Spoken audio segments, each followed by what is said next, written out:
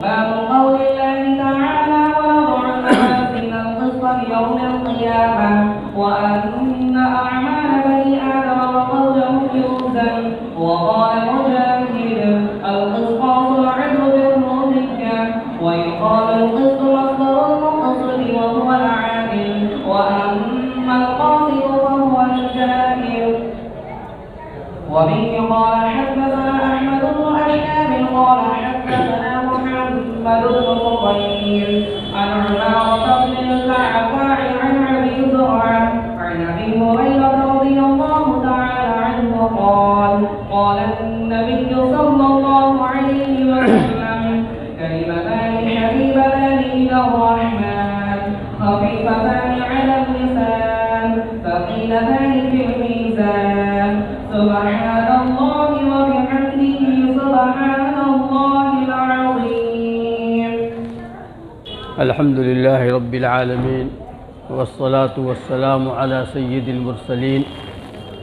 سيدنا محمد وآله وأصحابه أجمعين. أما بعد، أعوذ بالله من الشيطان الرجيم. بسم الله الرحمن الرحيم.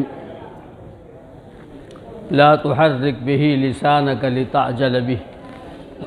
إن علينا جمعه وقرآنه فإذا قرأناه فاتبع قرآنه ثم إن علينا بيانه. وقال النبي صلى الله عليه وسلم ما من الأنبياء من نبي إلا وقد أعطي من الآيات ما مثله آمن عليه البشر وإنما كان الذي أوتيت وحيا أوحاه الله إلي فأرجو أن أكون أكثرهم تابعا يوم القيامة أو كما قال صلی اللہ علیہ وسلم. محترم بزرگان دین، ذمہ داران جامعہ مظہر العلوم بنارس، شہر بنارس کی معزز شخصیات، عزیز طلباء اور جملہ حاضرین، آپ حضرات تقریباً 2 گھنٹے سے قرآن کریم کے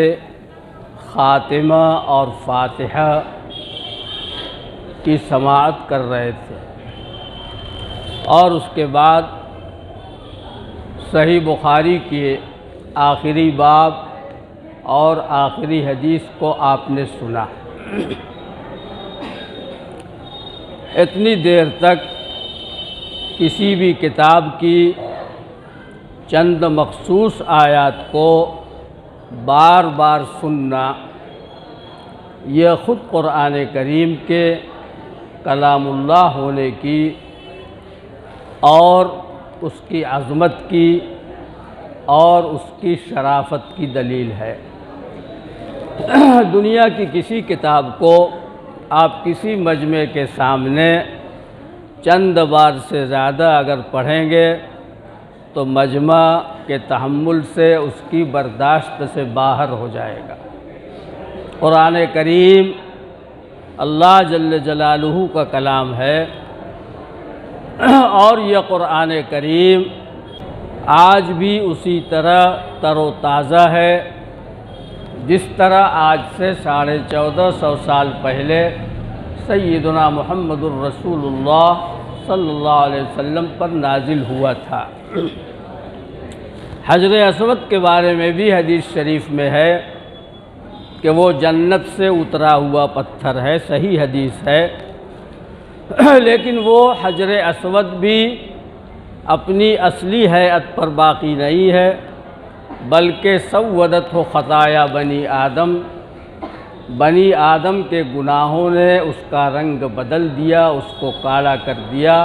جب وہ نازل ہوا تھا تو خالص سفید تھا. لیکن قرآن کریم جس کو اللہ تعالیٰ نے 7 آسمانوں کے اوپر سے قرآن کریم جو لوح محفوظ میں محفوظ تھا، اللہ جل جلالہ نے اس کو محمد الرسول اللہ صلی اللہ علیہ وسلم پر 23 سال کی مدت میں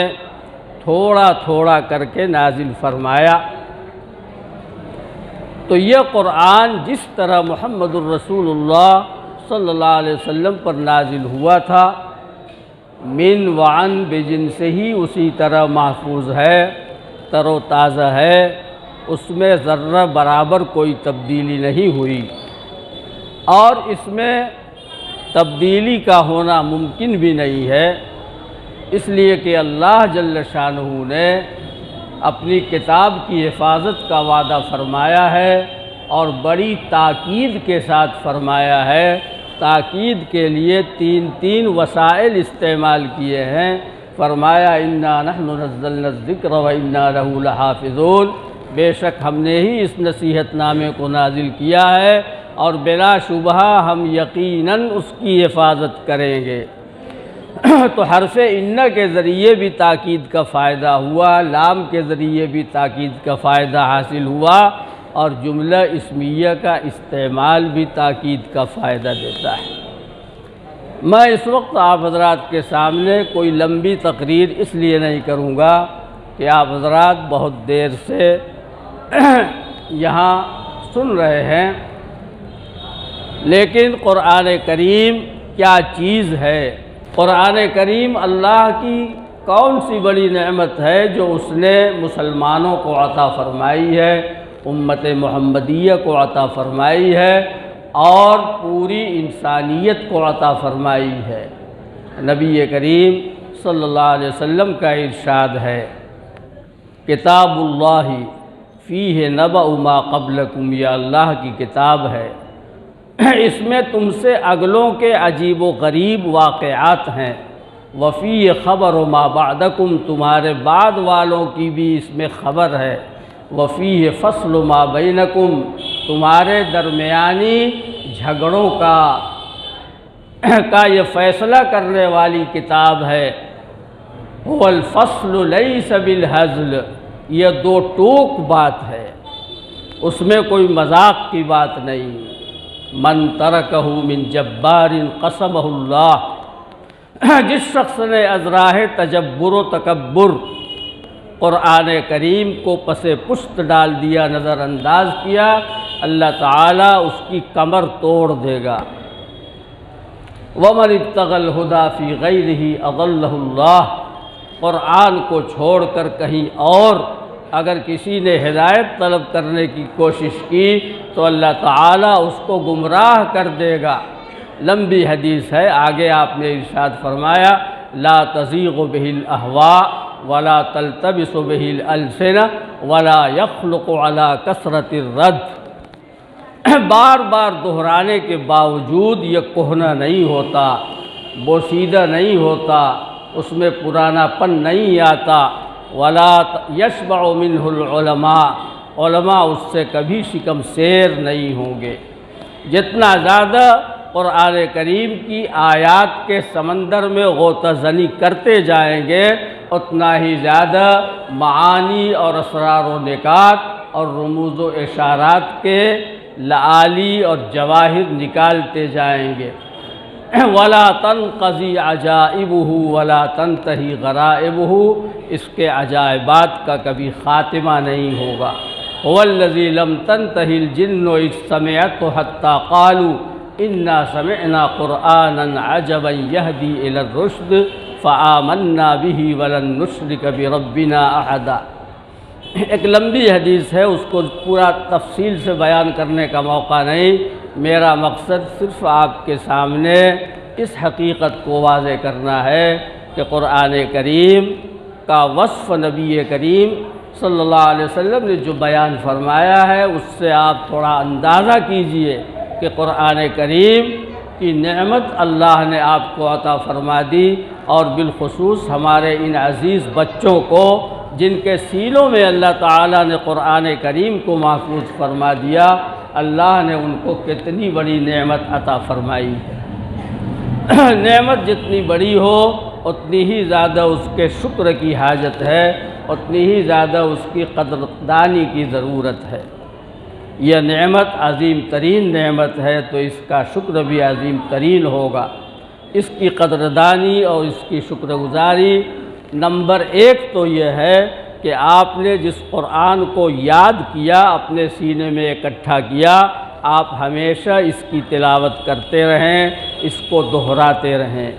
ہمارے سلف کرام کا اور صحابہ کرام کا اور تابعین اعظام کا معمول تو یہ تھا، ان میں سے اکثر لوگ وہ تھے یا زیادہ تر لوگ وہ تھے جو ہر ہفتے ایک قرآن پڑھتے تھے، قرآن کریم کو ایک ہفتے میں ختم کرتے تھے، اور اسی وجہ سے آپ دیکھتے ہیں کہ قرآن کریم میں 7 منزلیں ہیں، روزانہ ایک منزل۔ لیکن بہت سے لوگ وہ بھی تھے صحابہ میں، تابعین میں، تبع تابعین میں اور بعد کے بزرگوں میں، جو 3 دن میں قرآن کریم کو ختم کرتے تھے، اور آپ تعجب کریں گے ایسے لوگ بھی تھے ایک کثیر تعداد میں جو قرآن کریم کو روزانہ ختم کرتے تھے، اور ایسے بھی لوگ تھے جو قرآن کریم کو ایک مرتبہ دن میں ختم کرتے تھے اور ایک مرتبہ رات میں ختم کرتے تھے۔ امام نووی رحمۃ اللہ علیہ نے کتاب الاذکار میں اس سلسلے میں پوری تفصیل لکھی ہے کہ ہمارے بزرگوں کا معمول کیا تھا۔ تو قرآن کریم کی تلاوت سب کے لیے ضروری ہے، لیکن بالخصوص ہمارے ان حفاظ کو، ان بچوں کو جنہوں نے قرآن کریم کو اپنے سینے میں محفوظ کیا ہے، اس لیے کہ قرآن کریم کی طرف سے آپ اگر غفلت برتیں گے تو بہت تیزی کے ساتھ آپ کے سینے سے نکل جائے گا۔ حدیث شریف میں ہے کہ جس طرح اونٹ رسیوں میں بندھے ہوئے ہوتے ہیں، اگر رسی ڈھیلی چھوڑ دی جائے تو اونٹ بھاگ جاتا ہے اور اس کو پکڑنا آسان نہیں ہوتا، اس سے زیادہ تیزی کے ساتھ قرآن کریم سینوں سے نکل جاتا ہے۔ تو قرآن کریم کو حفظ کرنے کے بعد برابر اس کی تلاوت کرتے رہیے۔ دوسری بات یہ ہے کہ جس طرح آپ نے اللہ کے فضل و کرم سے ماشاءاللہ یہ سفید کپڑے پہنے ہوئے ہیں، اجلے کپڑے پہنے ہوئے ہیں جو آپ کو زیب دیتے ہیں اور آپ کی زینت کو بڑھاتے ہیں، اسی طرح آپ کو اپنے دلوں کو بھی سفید اور صاف و شفاف رکھنا ہوگا، اپنی نگاہوں کو بھی صاف رکھنا ہوگا، اپنے اعضاء و جوارح کو بھی صاف رکھنا ہوگا۔ لا ينبغی لحامل القرآن ان یجہل مع من یجہل، جو حامل قرآن ہے، قرآن کو اپنے سینے میں اکٹھا کرنے والا ہے، دیگر لوگوں کے ساتھ اس کے لیے جہالت کے کام زیب نہیں دیتے۔ تو قرآن کریم کا حق یہ ہے کہ آپ اس کی تلاوت کریں، اور یہ حق ہے کہ اس پر عمل کریں، اس لیے کہ حامل قرآن کے اور حافظ قرآن کے جو فضائل وارد ہوئے ہیں احادیث شریفہ میں، وہ سب عمل کی شرط کے ساتھ مشروط ہیں۔ جو مشہور حدیث ہے اور جو بار بار ہم سنتے ہیں اور سناتے ہیں کہ من قرأ القرآن وعمل بما فیہ البس والداہ تاجا یوم القیامت ضوءہ احسن من ضوء الشمس فی بیوتکم لو کانت فیکم فما ظنکم بمن عمل بہذا۔ تو یہ جو فضیلت ہے کہ حافظ قرآن کے والدین کو ایک ایسا تاج پہنایا جائے گا جس کی روشنی سورج سے بڑھ کر ہوگی، اس میں بھی حدیث کے الفاظ میں شرط ہے کہ قرآن کو پڑھنے کے ساتھ ساتھ اس پر عمل بھی کرے۔ دوسری حدیث جو سیدنا علی رضی اللہ تعالیٰ عنہ سے مروی ہے، اگرچہ یہ احادیث سند کے اعتبار سے ضعیف ہیں، لیکن فضائل اعمال میں محدثین نے ان کو قبول کیا ہے۔ حضرت علی کی حدیث ہے من قرأ القرآن فاستظہرہ فاحل حلالہ وحرم حرامہ ادخلہ اللہ الجنہ وشفعہ فی عشرۃ من اہل بیتہ کلہم قد وجبت لہ النار۔ جس نے قرآن کریم کو پڑھا اور قرآن کریم کو زبانی یاد کیا اور اس کے حلال کو حلال کیا اور اس کے حرام کو حرام کیا، اس پر یہ فضیلت بیان کی گئی ہے، اللہ تعالیٰ اس کو جنت میں داخل کرے گا، اور اس کے خاندان کے لوگوں میں سے، گھر والوں میں سے 10 ایسے آدمیوں کے بارے میں اس کی شفاعت قبول فرما لے گا کہ ان میں سے ہر ایک کے لیے جہنم واجب ہو چکی ہے۔ ہمارے دوسرے عزیز بچوں نے بخاری شریف کی تکمیل کی ہے اور اس کی آخری حدیث پڑھی ہے۔ میں بخاری اور اس کے مصنف حضرت امام بخاری رحمۃ اللہ علیہ کے بارے میں چند کلمات کہہ کر اختصار کے ساتھ روشنی ڈال کے اپنی بات کو ختم کرنا چاہوں گا۔ حضرت امام بخاری رحمۃ اللہ علیہ ان ائمہ محدثین میں سے ہے جن کو اللہ تعالیٰ نے خاص علم حدیث کے لیے پیدا کیا تھا۔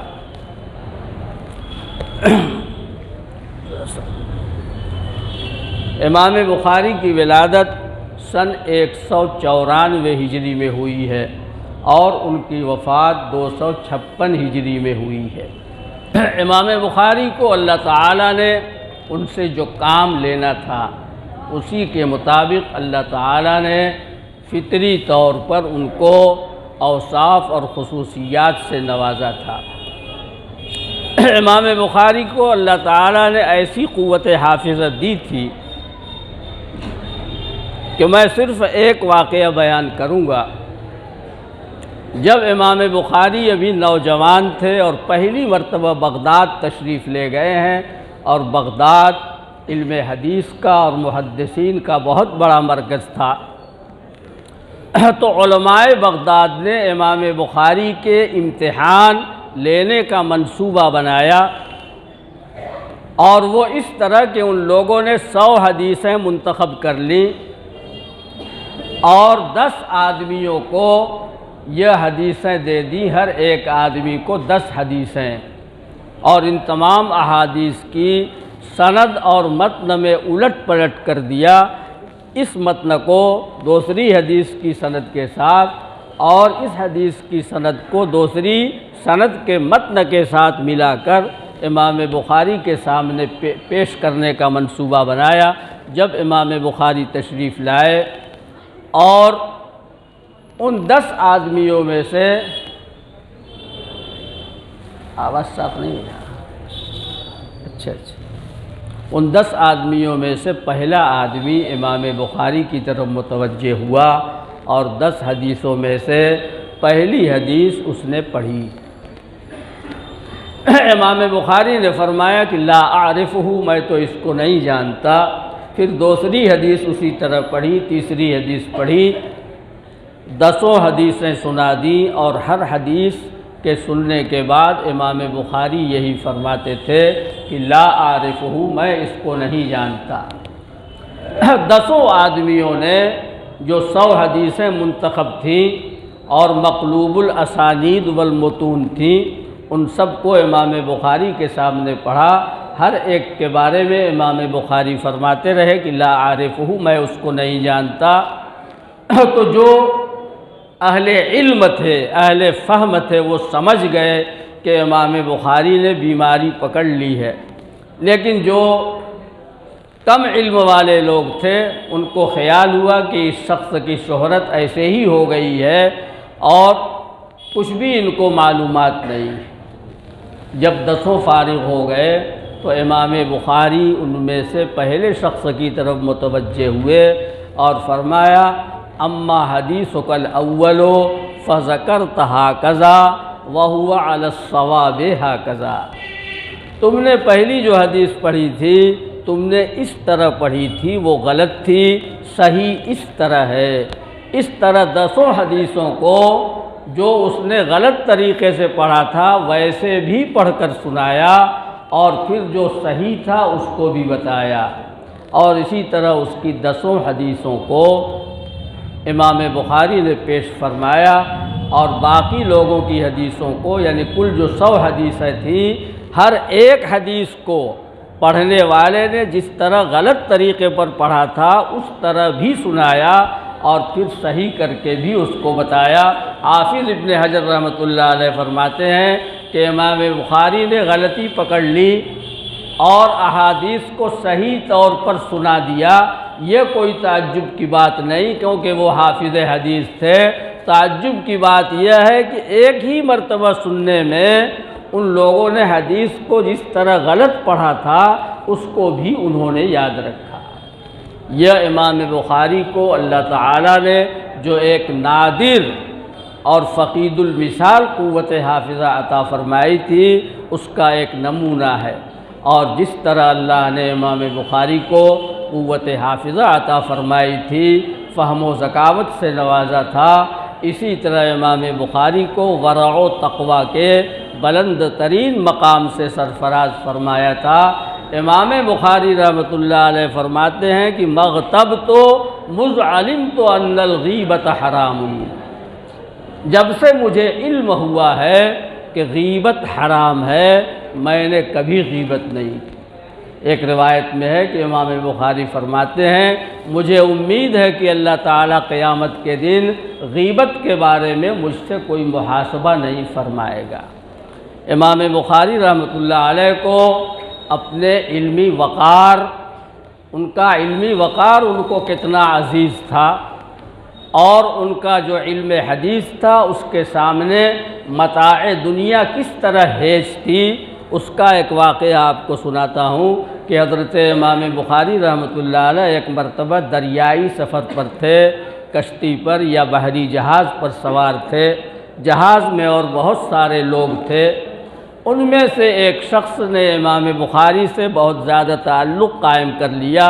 بے تکلف ہو گیا۔ امام بخاری رحمۃ اللہ علیہ بھی اس سے بے تکلف ہو گئے، اور پھر اس سے کوئی راز نہیں رہا، اس کو یہ بھی بتا دیا کہ میرے پاس 1000 دینار ہیں۔ دینار جو ہوتا تھا وہ سونے کا ہوتا تھا، جس کو اشرفی کہتے ہیں۔ اس شخص کو جب معلوم ہو گیا کہ امام بخاری کے پاس 1000 دینار موجود ہیں، جو ایک بہت بڑی رقم تھی،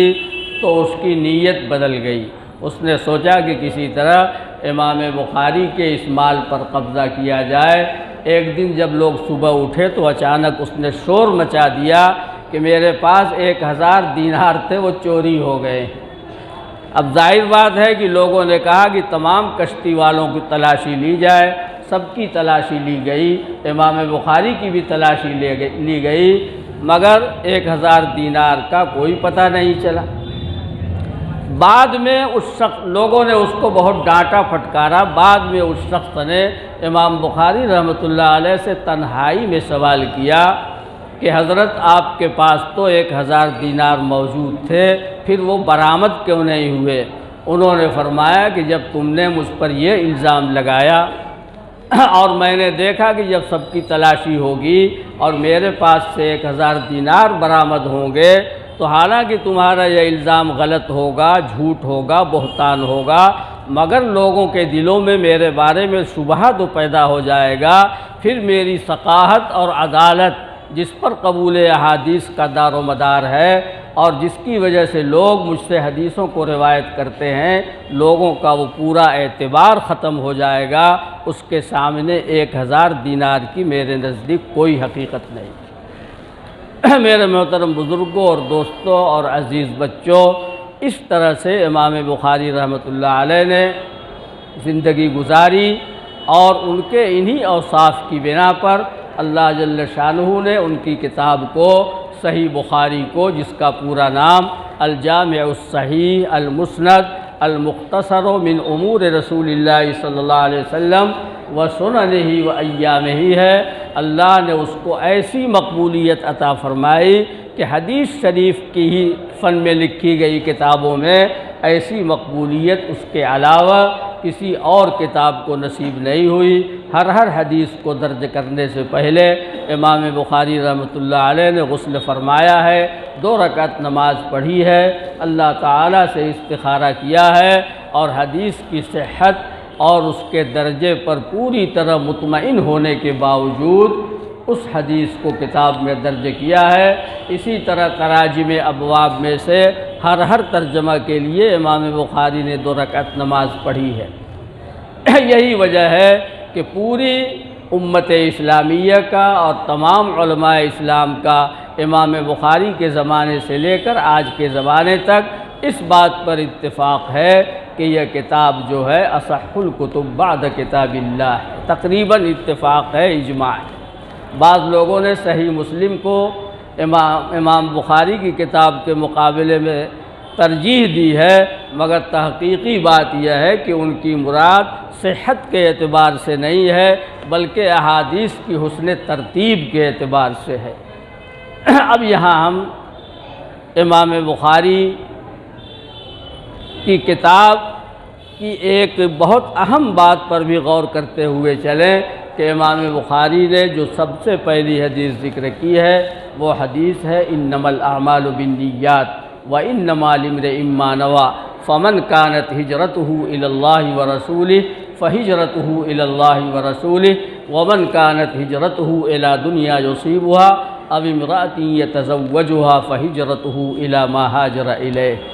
اس حدیث جس کا خلاصہ یہ ہے کہ رسول اکرم صلی اللہ علیہ وسلم ارشاد فرماتے ہیں کہ بندوں کے جتنے بھی اعمال ہیں اختیاری اعمال، ان سب کا دار و مدار نیتوں کے اوپر ہے۔ اگر نیت اس کی درست ہوگی، صحیح ہوگی، تو اس کا عمل اللہ کے ہاں مقبول ہوگا، اور کتنا ہی اچھا عمل آدمی کرے اگر اس کی نیت درست نہیں ہے تو اس کا عمل اللہ کے ہاں کوئی وقت نہیں رکھتا۔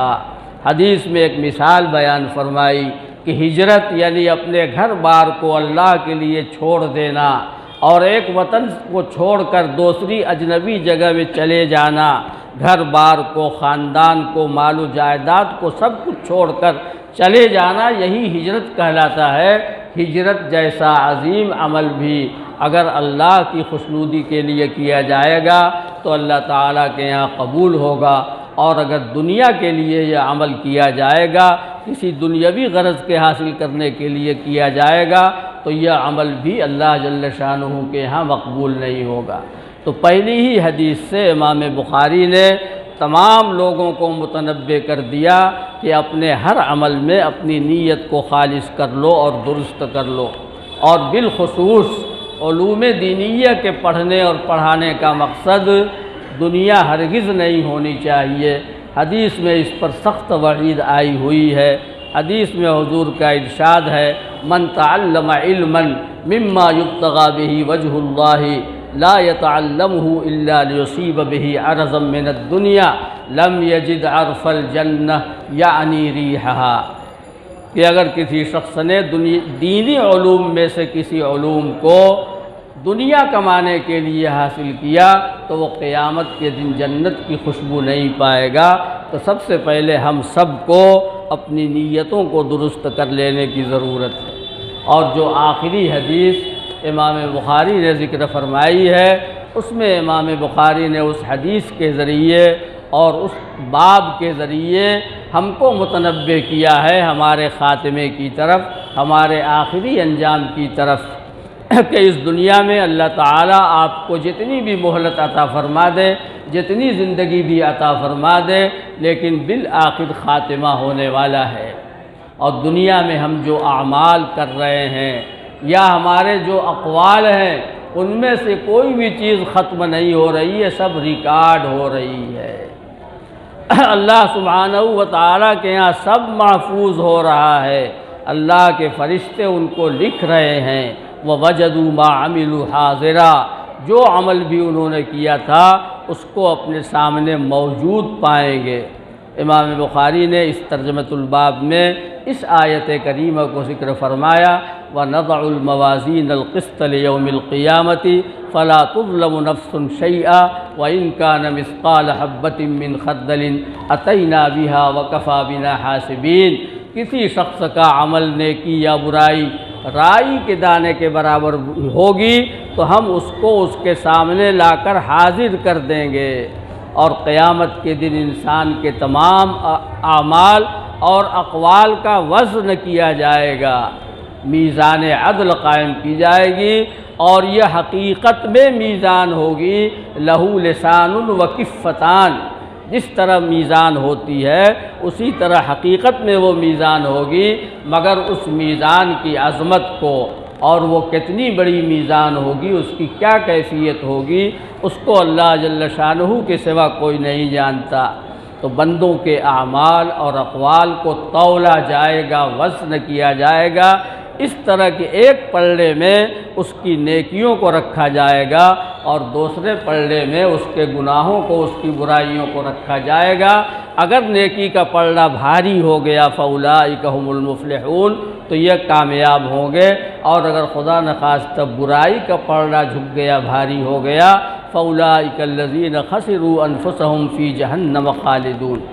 تو امام بخاری نے ہمارے خاتمے کی طرف متوجہ فرمایا، ہم کو یوم حساب کی طرف ہم کو متوجہ فرمایا، اور جو حدیث ذکر فرمائی ہے اس میں امام بخاری نے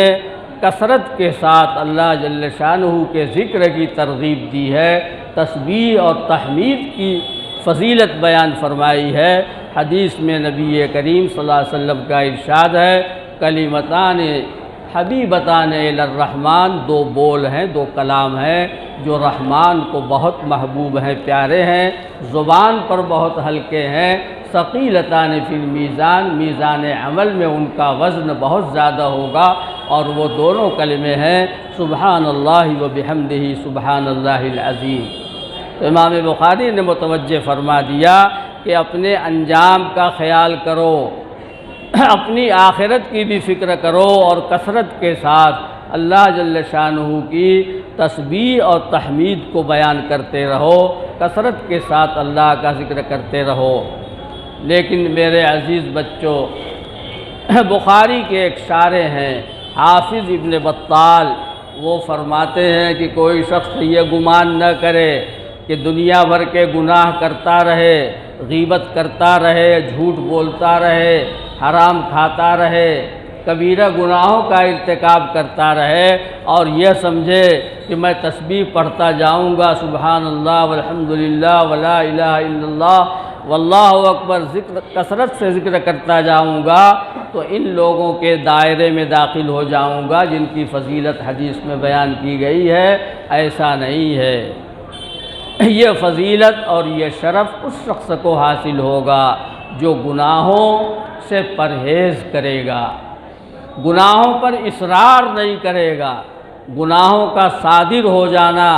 یہ بہت بڑی بات نہیں ہے۔ کل بنی آدم خطاؤون وخیر الخطائین التوابون، آدم کے سب بیٹے اور بیٹیاں خطا کار ہیں، ان سے گناہ سرزد ہوتے ہیں، مگر ان گنہگاروں میں سب سے بہتر وہ ہے کہ جب گناہ ہو جائے تو توبہ کریں۔ تو اصرار علی الذنوب، گناہوں پر اصرار کرنا یہ خطرناک چیز ہے۔ امام بخاری رحمۃ اللہ علیہ اس حدیث کو جو آخر میں لائے ہیں اس میں ایک نقطہ یہ بھی ہے کہ تسبیح اور تحمید کے بارے میں قرآن میں ہے کہ دعواہم فیہا سبحانک اللہم وتحیتہم فیہا سلام وآخر دعواہم ان الحمد للہ رب العالمین، کہ جنتیوں کی زبان پر جو دعا ہوگی، جو پکار ہوگی، وہ یہی ہوگی سبحانک اللہم، اور آخر میں ان کی زبان پر جو ہوگا وہ اللہ کی حمد و ثنا ہوگی۔ اور اس سلسلے میں امام بخاری نے اس حدیث کی طرف بھی اشارہ فرما دیا ہے جس کو محدثین حدیثۃ کفارۃ المجلس کہتے ہیں، کفارۃ المجلس کی حدیث ہے۔ اس حدیث کو محدثین نے روایت کیا ہے، امام ترمذی وغیرہ نے، کہ نبی کریم صلی اللہ علیہ وسلم نے ارشاد فرمایا کہ من جلس فی مجلس فکثر فیہ لغطہ فقال قبل ان یقوم من مجلسہ ذلک سبحانک اللہم وبحمدک اشہد ان لا الہ الا انت استغفرک واتوب الیک الا غفر لہ ما کان فی مجلسہ ذلک، کہ جو شخص کسی مجلس میں بیٹھا اور اس مجلس میں اس کی زبان سے نامناسب باتیں سرزد ہو گئیں، اور مجلس سے اٹھنے سے پہلے اس نے یہ کلمات پڑھ لیے، یہ دعا پڑھ لی، سبحانک اللہم وبحمدک اشہد ان لا الہ الا انت استغفرک واتوب الیک، تو اللہ تعالیٰ اس مجلس کے اس کے گناہوں کو معاف فرما دے گا۔ اللہ تعالیٰ ہمارے ان عزیز بچوں کو جنہوں نے قرآن کریم کو حفظ کیا اور خوش آوازی کے ساتھ پڑھا، اور ہمارے ان بچوں کو بھی جنہوں نے ختم بخاری شریف کی تکمیل کی ہے، اللہ تعالیٰ ان سب کو قرآن و حدیث کی برکات سے نوازے، اپنے علم پر عمل کرنے کی توفیق عطا فرمائے، اور اللہ تعالیٰ ہم سب کو توفیق عطا فرمائے۔ وآخر دعوانا ان الحمد للہ رب العالمین۔